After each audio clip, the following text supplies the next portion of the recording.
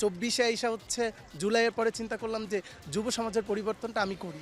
হামজা চৌধুরী আসার পর জি চাই তার বড় হয়ে তার মতো যেন একজন খেলোয়াড় হতে পারি। 2023 থেকে এই প্র্যাকটিসটা শুরু করছি, তখন থেকে আমার মনে উৎসাহিত থাকতে যে আমি এই ফুটবলটা নিয়েই থাকবো।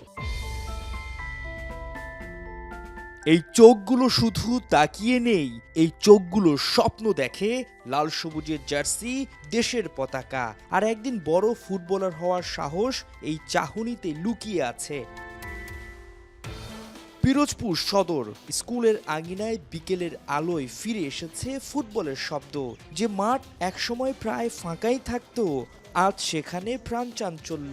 পুরান স্টানের ওদিকে প্র্যাকটিস করাতো, হঠাৎ আর কি আমি শুনলাম যে এখানে প্র্যাকটিস হচ্ছে, সেই থেকে একটা নিজের মধ্যে একটা আগ্রহ সৃষ্টি হলো, তারপর আসলাম আর কি। আমি ছোট থেকেই ফুটবলটাকে অনেক ভালোবাসি এবং এই ফুটবল খেলার সাথে সাথে আম্মু আমার অনেক সাপোর্ট করছে, তার জন্য আমি এই পর্যন্ত আসতে পারছি। আমার বিদ্যালয়ে অনেক শিক্ষার্থী আছে, এর বাইরে অন্যান্য প্রতিষ্ঠানের শিক্ষার্থীরা এই ফুটবলকে যাতে আরও প্রশিক্ষণের মাধ্যমে নতুন নতুন খেলোয়াড় তৈরি হয়, এই জন্য জামানকে আন্তরিকভাবে ধন্যবাদ জানাচ্ছি। এই উদ্যোগের পেছনের মানুষটি জামান একসময় নিজেও ছিলেন ফুটবলার, কিন্তু ইনজুরির কারণে থেমে যায় তার ক্যারিয়ার। তবু থামেনি ফুটবলের প্রতি ভালোবাসা। আমি একজন ফুটবলার ছিলাম, তো হচ্ছে 2019 সালে হচ্ছে আমার পায়ে ইনজুর্ড হয়, খেলতে প্র্যাকটিস করতে যায়। তো এরপরে 2 বছর হচ্ছে চুপই ছিলাম, ফুটবল খেলাও দেখতাম না। পরে চিন্তা করলাম যে আমি তো ফুটবলটা জানি, তো বাসার সামনে ছোট একটা বালির মাঠ ছিল, তো ওইখানে হচ্ছে ওদেরকে নিয়ে প্র্যাকটিস করাই, মানে 3 জন দিয়ে স্টার্ট করি, ওইখান থেকে 16 জন হয়।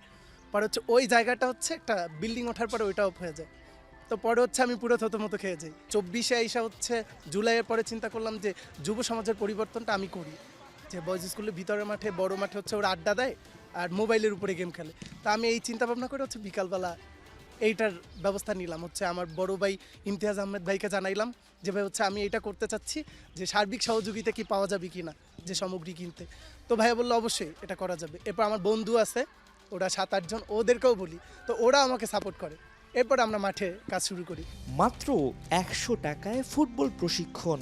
এই টাকার মধ্যে রয়েছে টিফিন, মোবাইল আসক্তি থেকে দূরে মাঠমুখী হচ্ছে শিশুরা। হ্যাঁ, জামান ভাই আমাদের খুবই অল্প টাকায় প্র্যাকটিস করাতেছে, খুবই ভালো মানে প্র্যাকটিস দিতেছে আমাদের। আমরা এই প্র্যাকটিস দিয়ে যেমন আমাদের অনুপ্রেরণা করতেছে বড় হয়ে কিছুটা খেলোয়াড় হওয়ার জন্য।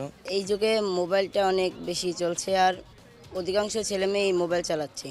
এর ফলে চোখের নানা রকম সমস্যা দেখা দিচ্ছে, তাই বর্তমানে যে খেলতে আসি ভালো লাগে অনেকের কি আলাদা। আর 100 টাকা জিনিসটা হচ্ছে কি বিকালবেলা যে আমি নাস্তা পাইতেছি 4 সপ্তাহ 4টা, এইটা উৎসাহিত করে ওদের। এটা হচ্ছে মাসে নেওয়া হয় যে 100 টাকা। হ্যাঁ, প্র্যাকটিস সব। যারা আগে ফুটবলের বেসিক কিছুই জানতো না, আজ তারা শিখছে পাস, কন্ট্রোল, ড্রিবল। শুধু স্কিল নয়, মজবুত হচ্ছে স্বপ্ন।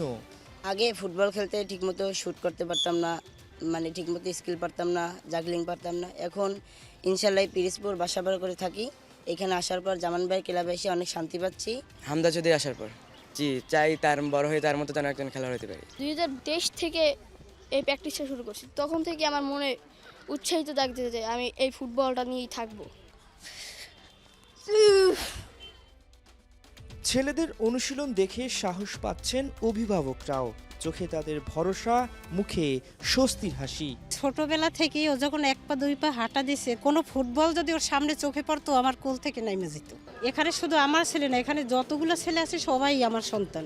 আর সন্তানদের এগিয়ে যাওয়ার জন্য আমাদের গার্ডিয়ান হিসেবে যেটা কর্তব্য, এটা আমাদের একটু হলে দেখা উচিত। ফুটবল নিয়ে স্বপ্ন দেখতেছি যে প্রতি বছর যেন আমাদের এখান থেকে একজন করে ফুটবলার যেতে পারে ভালো পর্যায়ে। তো ওইটা যাওয়ার পর হচ্ছে আমাদের একাডেমিটা চিনবে, এরপর হচ্ছে যারা গণ্যমান্য আছে, যারা ফুটবলকে পছন্দ করে, তারাই আমাদের সহযোগিতা করবে।